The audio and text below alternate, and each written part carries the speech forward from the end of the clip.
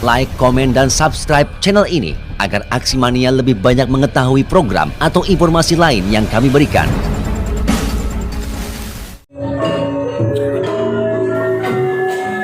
Globalisasi sangat berpengaruh pada kehidupan masyarakat. Berpengaruh pada segala segi kehidupan, baik dari segi ilmu pengetahuan, teknologi, sosial, dan kebudayaan. Seni tradisi dari kebiasaan hidup serta kebudayaan masyarakat Indonesia telah banyak terlupakan, tergerus oleh perkembangan zaman. Padahal, jika kita perhatikan, seni tradisi merupakan bagian dari jiwa masyarakat Indonesia seutuhnya. Kabupaten Karawang memiliki salah satu kesenian yang hingga saat ini dipertahankan dan dilestarikan. Tak kurang sebanyak 90-an dalang dari kesenian wayang golek tergabung pada Persatuan Pedalangan Indonesia atau Pepadi Karawang. Lalu seperti apa kisah perjalanan, kecintaan, hingga pola berlatih wayang golek dalam Pepadi Karawang? Simak kisah ceritanya bersama Sekretaris Pepadi Karawang, Waya Karmila, dalam acara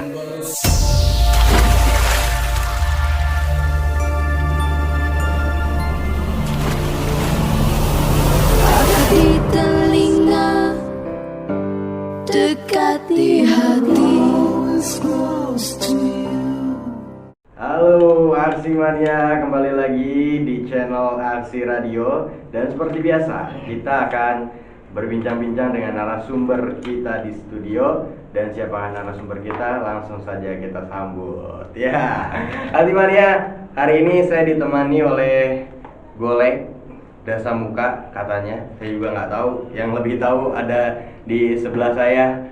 Hari ini kita langsung sapa, selamat datang di studio kami Pak Waya Karmila. Ya. Betul nggak namanya? Betul. Nah, jadi Karmila gitu ya. Ketua Pepadi ya. Pepadi itu Persatuan Pedalangan Indonesia Kabupaten Karawang. Nah, makanya hari ini kita ditemani oleh Golek. Kita akan bahas seputar Golek ya Pak, betul ya, namanya? Golek, ya. Golek. Kita akan bahas seputar Golek dan lebih lebih luasnya seputar pedalangan khususnya di Kabupaten Karawang.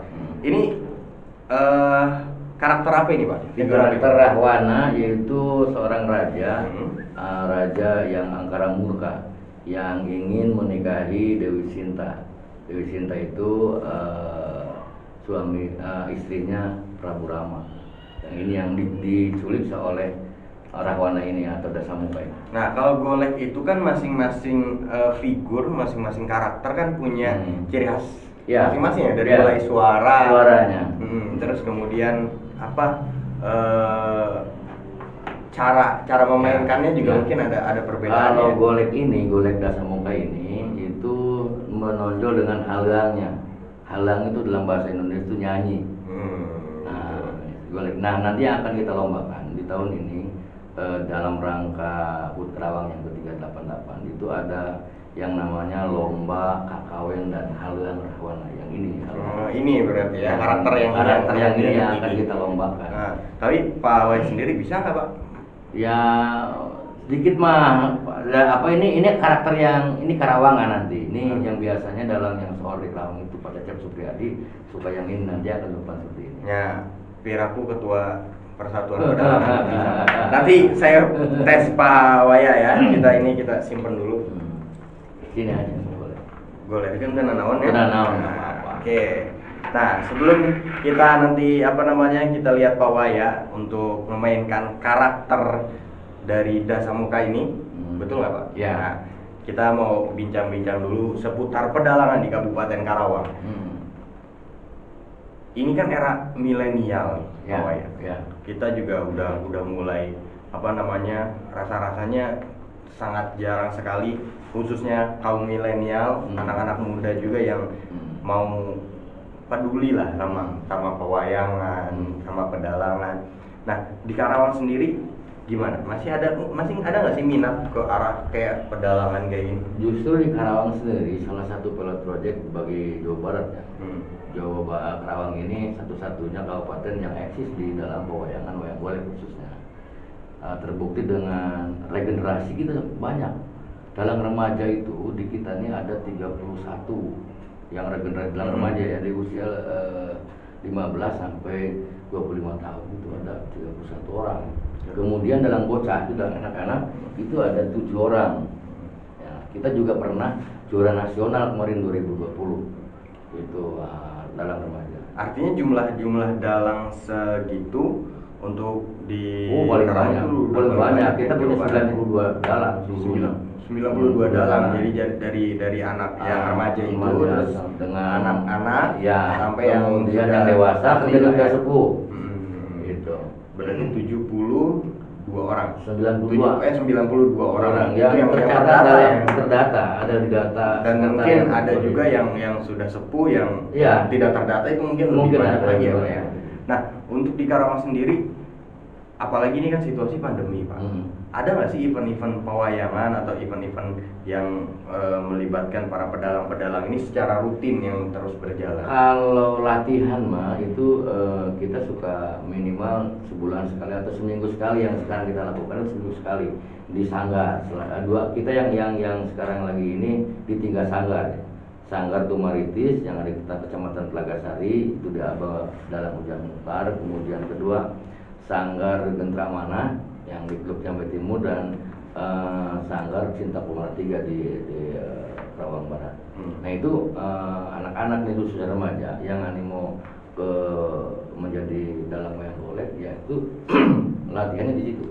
Berarti kalau saya simak tadi, kalau kata Pak Waya ada beberapa sanggar, berarti memang banyak juga sanggar di Karawang. Banyak di Sanggar. Jumlahnya berapa sanggar? Sanggar itu jumlah kalau dalam surat ini ya, dalam ini kita sudah ke dinas, itu yang sudah tercatat di dinas itu di dalam sanggar itu ada 24 sanggar golek, wayang golek ya. Itu kelompok seni. Khusus wayang golek aja. Iya, wayang golek kelompok seninya. Dan di dalang-dalang itu dalang yang masih aktif itu ada gamelannya, ada nayaganya. Tinggal itu aja, tinggal animo dari para dalangnya aja. Dan mungkin di luar sanggar-sanggar yang terdata itu ada juga dalang-dalang yang memang dia tidak membuat sanggar secara resmi. Otodidak, dia belajar juga sekarang kan era modernisasi. Mereka bisa belajar di YouTube, di kaset-kaset yang sudah itu. Dari situ awalnya mereka senang mendalang. Nah, pokoknya yang jadi pertanyaan saya, untuk kesenian wayang sendiri itu tadi ya, karena arus modernisasi yang terus berjalan sampai sekarang kan lebih banyak suka budaya luar gitu. Nah, untuk para pedalang sendiri hari ini gimana sih cara merangsang kembali gitu, merangsang ya entah itu anak-anak muda atau juga orang-orang yang memang pecinta seni agar lebih mencintai seni. Harus banyak panggungan, harus banyak pentas. Nah sekarang kan pertama tuh pentas itu beberapa ya. Pentas yang dihajatan, kemudian pentas yang oleh pemerintah, dan pentas dari perusahaan-perusahaan. Nah sekarang kan musimnya kayak begini nih, satu pun nggak ada yang bisa tampil di hajatan-hajatan, karena memang banyak para dalang yang akan tampil juga dibatal-batalkan oleh yang punya hajat, karena memang tidak boleh itu berkerumun banyak orang. Betul. Nah untuk menggeliat ini sebenarnya begini ya, sebenarnya anak-anak yang memang hobi terhadap dalang itu dicari mana dalang. Ada tiga ibu-ibu yang datang ke saya, ke sekitar Perpadi, yang ingin anaknya belajar nih, usia kelas 2, 3, dan 6 SD, itu datang ke saya. Nah saya itu kan ke sanggarnya Pak Iman, Dalang Iman, itu Sanggar Purwa Komara. Sebetulnya emang mungkin tahu dari mana, saya tanya ke anaknya, itu dia lihat dari YouTube, kebanyakan dari YouTube. Nah ini kan media ini yang luar biasa. Nah terus kemudian itu tadi ya, ada orang-orang yang sebetulnya punya minat ke situ, termasuk juga anaknya punya minat ke pedalangan ya. Nah terus kemudian gimana sih caranya, mungkin Pak Waya juga bisa sambil ngasih semacam petunjuk lah untuk para penonton, gimana sih caranya kalau misalnya anak ibu, anak bapak tuh pengen dijadikan dalang yang profesional gitu harus Iya. seperti apa gitu. Ya kita bicara dari awal dulu ya. Dulu itu udah tahun era 80-an itu tidak 70-80 itu tidak ada lagi kesenian. Kesenian yang ditangkap di setiap hajatan hanya ada satu, dalang dan topeng dulu itu. Sehingga banyak para ini ingin jadi dalang. Dalang itu dulu sangat laku banget. Ya. Nah, tahun 80-an 84 ke sini tergerus oleh layar tancap. Nah, artinya modernisasi. Betul. Tapi memang kalau orang-orang tuanya itu masih tetap sampai sekarang senang terhadap wayang golek. Gitu. Tapi kalau untuk profesi atau keahlian menjadi seorang dalang itu ada jenjang karirnya nggak sih Pak Wayan? Karena kalau seniman-seniman yang lain gitu ya, apalagi seniman-seniman modern lah, kayak musisi itu kan ya bisa oke lah karirnya gitu. Kalau Karir di sendiri- wayang itu pasar yang akan menilai. Itu pasarnya siapa ya? Pasarnya masyarakat. Masyarakat yang akan menilai dalang ini bagus, dalang ini kurang bagus, kurang juga dan sebagainya seperti itu. Nah, dulu ini di Kerawang ini, di Jawa Barat ini dalang yang paling hebat, paling sore itu dalang Cecep Supriyadi, mohon maaf. Dalang Cecep Supriyadi. Nah, sekarang masih ada beliau, usianya 90 tahunan. Nah, era 90 tahun kesohoran ini ada dari dalang Bandung, dalang Asep Sunandar. Nah, dari situ sampai sekarang itu masih dipegang oleh Bandung. Belum ada lagi nih Kerawang yang sesohornya dalang Cecep Supriyadi. Nah, bicara soal kesenian kan nggak bisa juga hanya sebatas komunitas pelaku seninya nih yang bekerja, harus ada sinergitas dengan masyarakat sebagai penikmat seninya dan juga pemerintah dong, harus ada support. Nah, sejauh ini antara Pepadi dengan pemerintah khususnya Dinas Pariwisata dan Kebudayaan sinkronisasinya sejauh mana? Yang harus didukung oleh dinas. Apapun yang terjadi tetap dinas yang memang mengupgrade tentang seni budaya terutama pedalangan. Makanya di setiap dulu 2 tahun yang lalu sebelum kita pandemi itu ada cepot ngebuburit. Setiap bulan puasa cepot ngebuburit. Kemudian ada bupati yang hadir ke satu itu. Dan itu kan salah satu peduli dari pemerintah.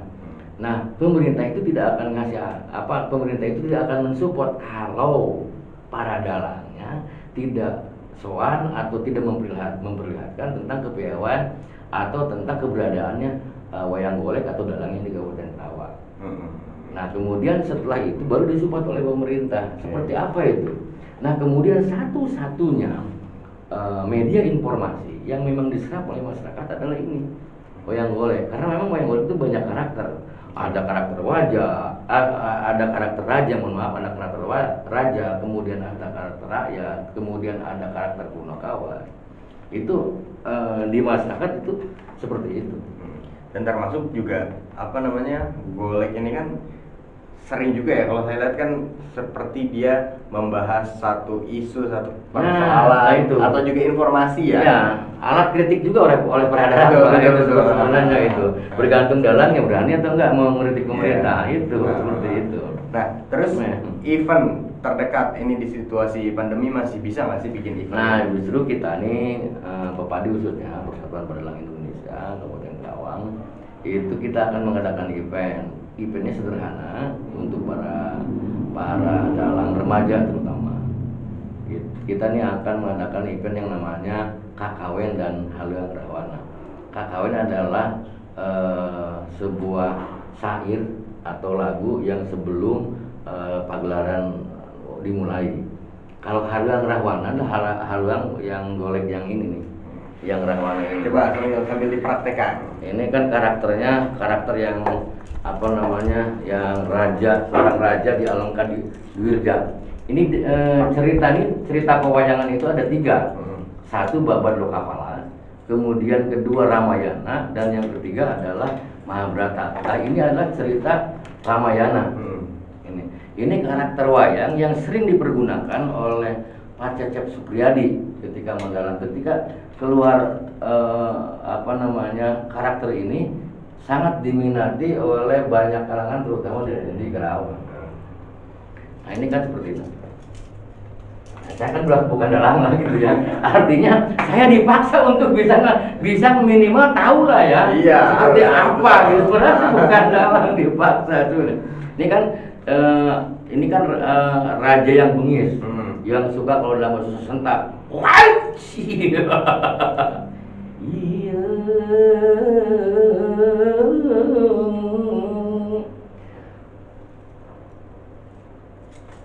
Kurang penting teu bisa sare mikiran anjeun cinta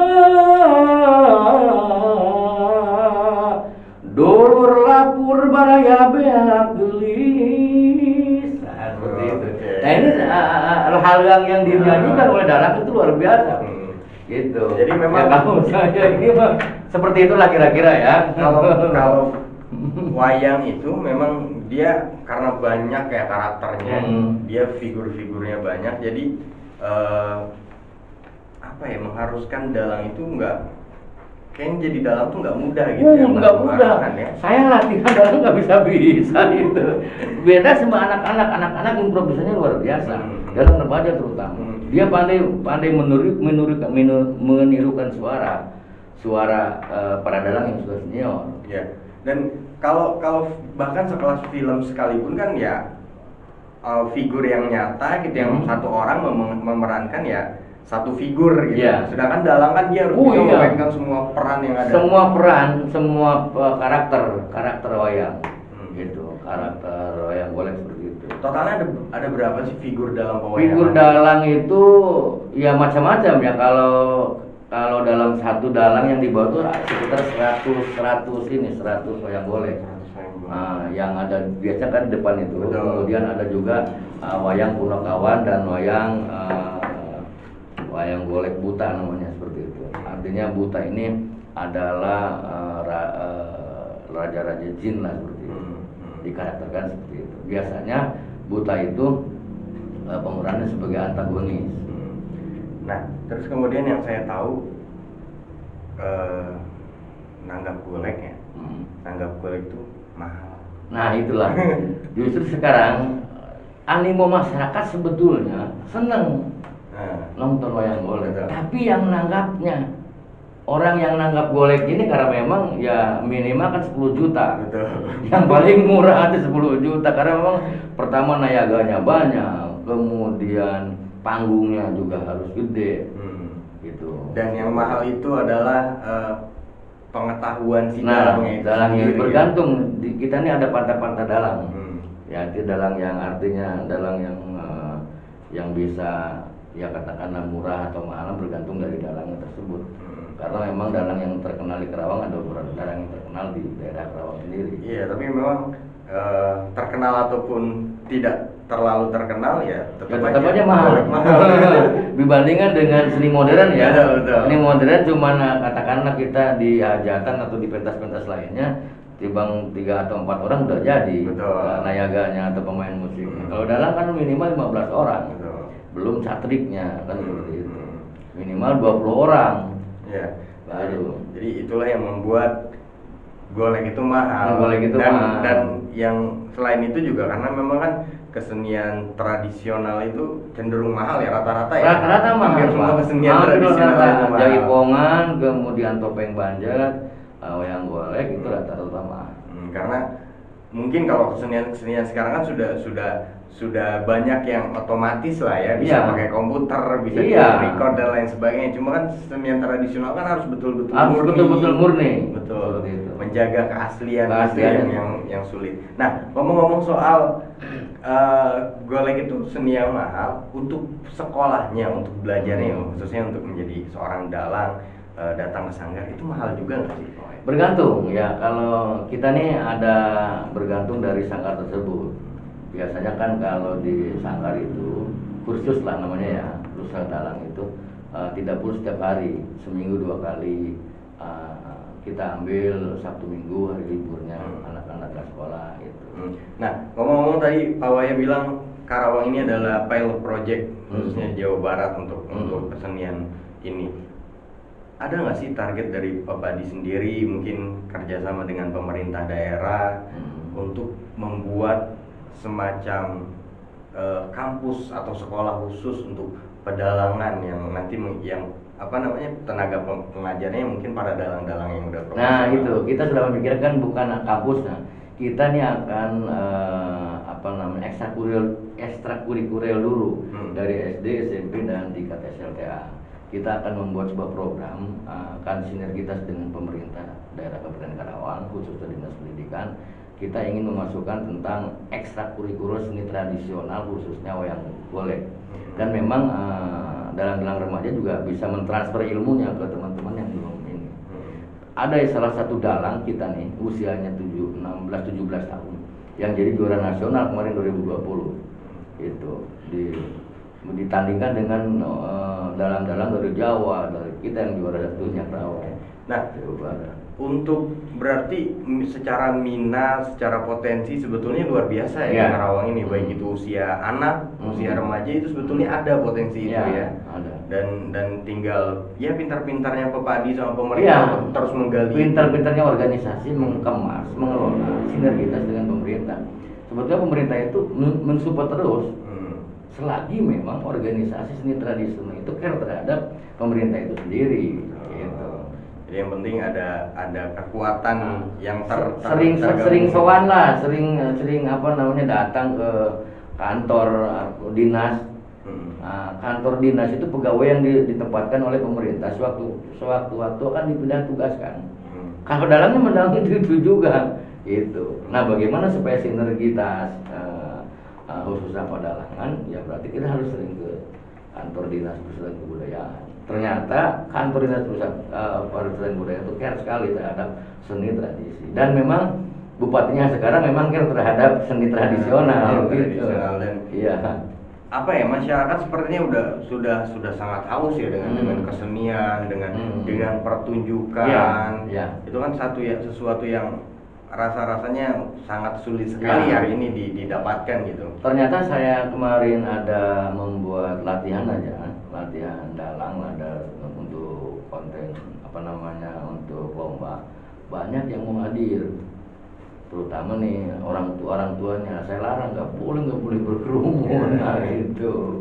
Sehingga saya suka diupload di itulah di Pepadi sendiri, diinformasikan melalui media sosial. Kan sekarang mau canggih lah. Betul. Bisa sambil ini apa namanya video call atau apa kan itu ya, sekarang canggih. Nah, pokoknya bicara soal golek kan nggak cuma dalang aja ya, pemain musik aja, tapi juga ada tangan-tangan lain yang bekerja seperti seniman yang membuat goleknya ini sendiri. Di Karawang ini ada 2 sanggar, tiga sanggar.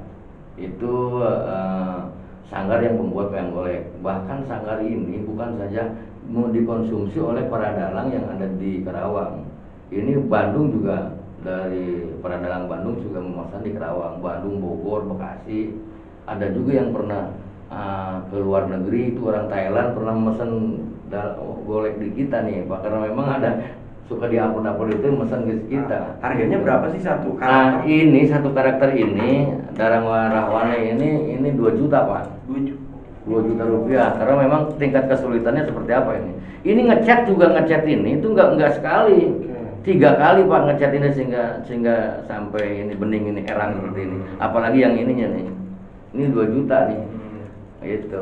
Saya kira masih di angka ratusan ribu gitu kan, ternyata udah jutaan. Satu ini itu seorang membuat dalang itu hampir, kalau yang ini paling ini sekitar 3 minggu atau 1 bulan Pak satu ini. Karena itu betul-betul diukir. Iya, karena memang prosesnya beberapa kali. Pertama kan proses ini kan ngaraut, kemudian setelah jadi ini dicat.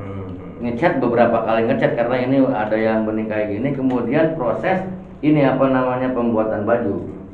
Jadi dari satu sanggar itu, sanggar pembuat wayang golek itu ada 3.